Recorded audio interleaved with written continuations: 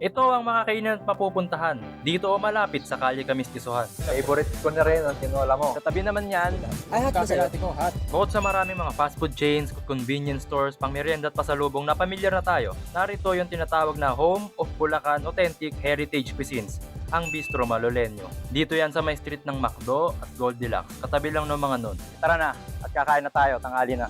Pakilala ko naman kayo sa mga kasama ko. Ayan sila. Kakain na tayo dito sa Bistro Malolenyo kung saan may mga pamanang kaluto at may mga pagkain ng bayan. Itong Bistro Malolenyo ay hango sa Lino Reyes House na wala na sa Kamistisuhan District. Ang in-order namin is yung hamon bulakenya, yung tinolang manok ni Rizal, kanin, yun pa, di ba? Kasi di ba yung pang-apat yung pinaso? Dahil yun ang budget. Ha?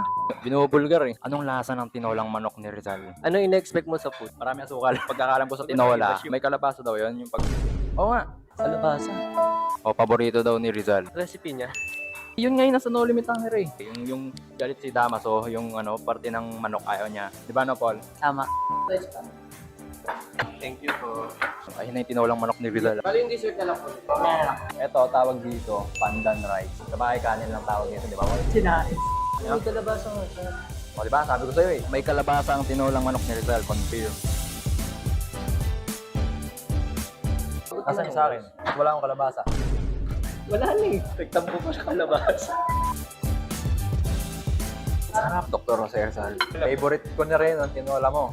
Anong nilalagay nyo sa tinola? Papaya o sayote? Papaya ka ba? Kung ano yung nandun? Sayote ako.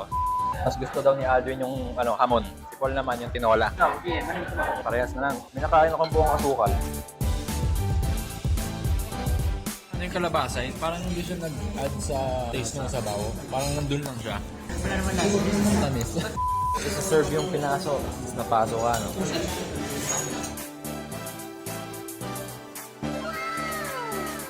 Wow. Ano mo naman ano? Tanilas mo na. Ba't alam mo na ba to? Kasi parang siyang creme brulee. Pag sa Tagalog, Pinas. Sa Malolos pala ito nag-origin eh. Oo nga, ano? Skyflakes? Yung kondensada. Ayun, nasa rin siyang pastillas. Oo, toasted pastillas. Take out mo na lang yan, Jem. Ako magja-take out. Walang kumamaya. Half yung sa taas, mga upuan lamesa yung nandun. Yung half nun, yung labas, yung terrace na naalam nyo. Tapos nandun yung painting sa labas. May cafe nga pala sila dito sa likod na tinatawag na Le Jardin Cafe. Ang masasabi ko sa Bistro Malolenyo, maganda siya, lalo na pag grupo kayong kakain. Di naman may kakailang mahal siya, pero reasonable din dahil bihira yung mga gantong heritage cuisine at food of our heroes sa mga ibang lugar. Magawin naman tayo sa isa pang cafe rin dito sa Kamistisuhan. Mga unting lakad lang, yung dating Hermogenes Reyes House na ngayon isa ng Heritage Hotel, ang Palacio Real de Santo Niño.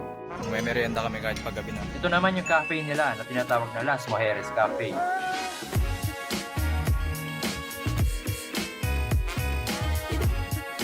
Ice po. Ice po lang. Ay, hot ba sa'yo? ko, hot.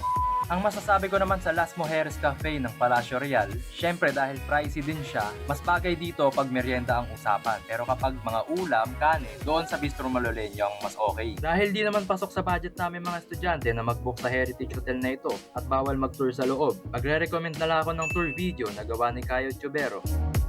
Ngayon, tapos na tayo sa mga kainan. Maiba naman tayo. Kapag sa simbahan naman, marami dito.